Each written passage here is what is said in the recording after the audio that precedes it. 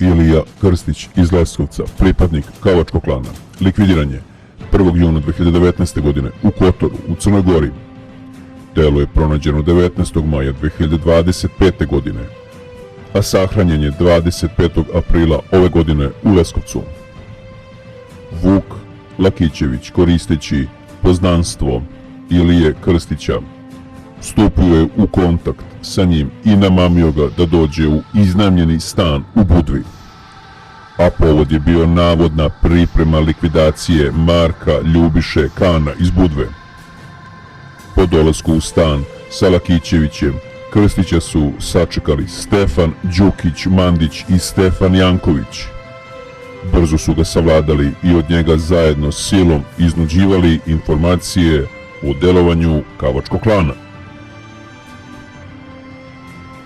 1. juna 2019. godine Krstića su odveli u Kotor, gde je likvidiran. Pored Lakićevića, Đukića i Jankovića, tu su bili Lazar Klakor i Tripo Ivović. Iz presretnute komunikacije između osumnjičenih Lazara Klakora i Tripa Ivovića proizilazi da su u decembru 2020. godine razmišljali da iskopaju Krstićevo telo i unište ga, jer su sumnjali da Mile Radulović, zvani kapetan, visoko pozicionirani škaljarac, namerava da bude svedok saradnik.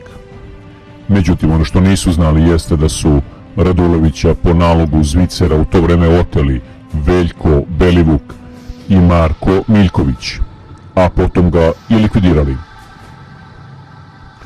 Informacije od Krstića koje su dobili škaljarci bile su i više nego potrebne.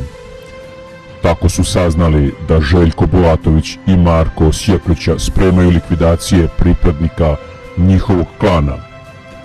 Oni su onda po dobro oprobanom receptu njih dvojicu namamili, tako što je Predrag Đuričković, postupajući po naredbi Alana Kožara i koristeći poznanstvo, 18. juna 2019. godine stupio u kontakt sa Bulatovićem i namamio ga da toga dana u večernjim časovima zajedno sa Markom Sjeklićom dođe iz Podgorice na planinu Sutorman radi navodnog dogovora za likvidaciju Marka Ljubiše Kana iz Budve, da bi po dolasku na dogovoreno mesto zajednički oteli Stefan Đukić Mandić, Stefan Janković, Stefan Mićić i druga za sada neidentifikovana lica i od oštećenih zajedno s silom iznuđivali informacije o delovanju i planovima Kavačkog klana, a zatim su ih likvidirali.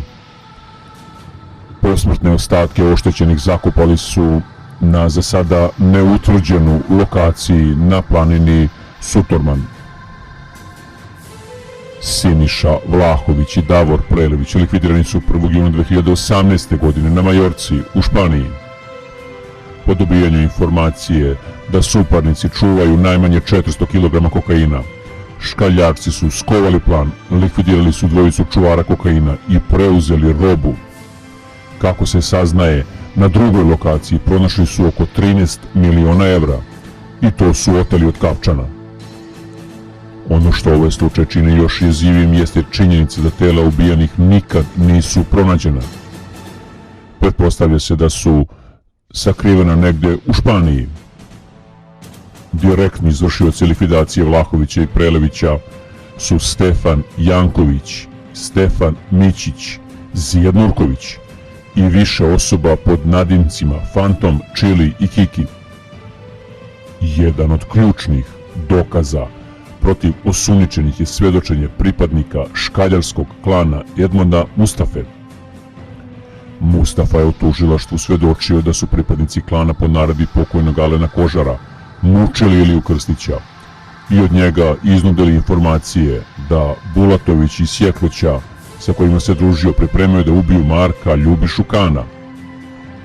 Mustafa je preko društvenih mreža pretio da će u tužilaštvu ispričati sve što zna o zločinima škaljarskog klana.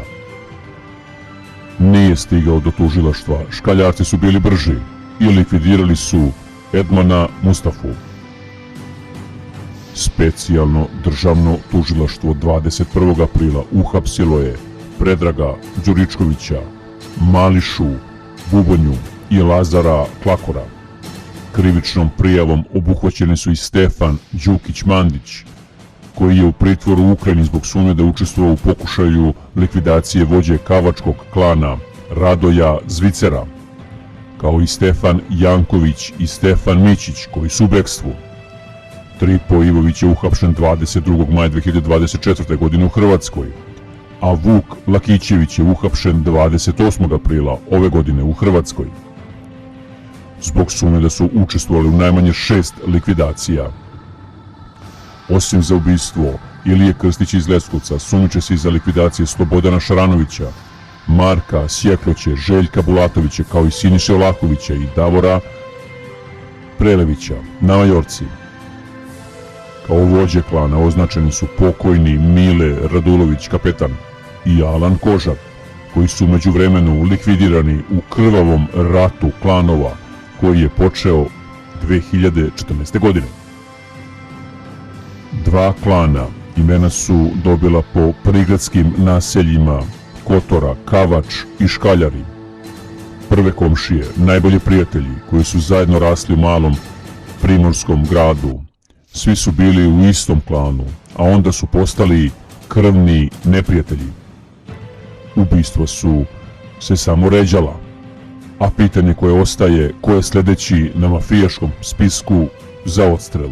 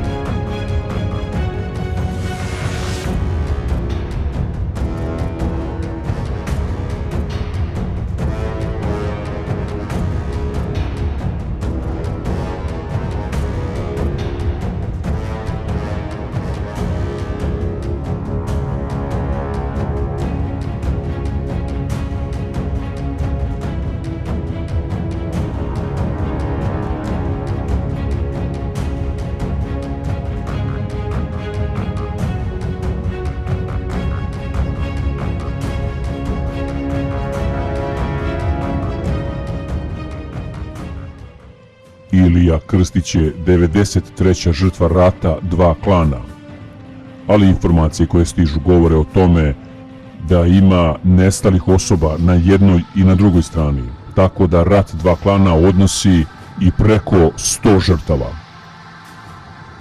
Šta je motiv mafijaške likvidacije Ilije Krstića, utvrdit će istraga koja je u toku.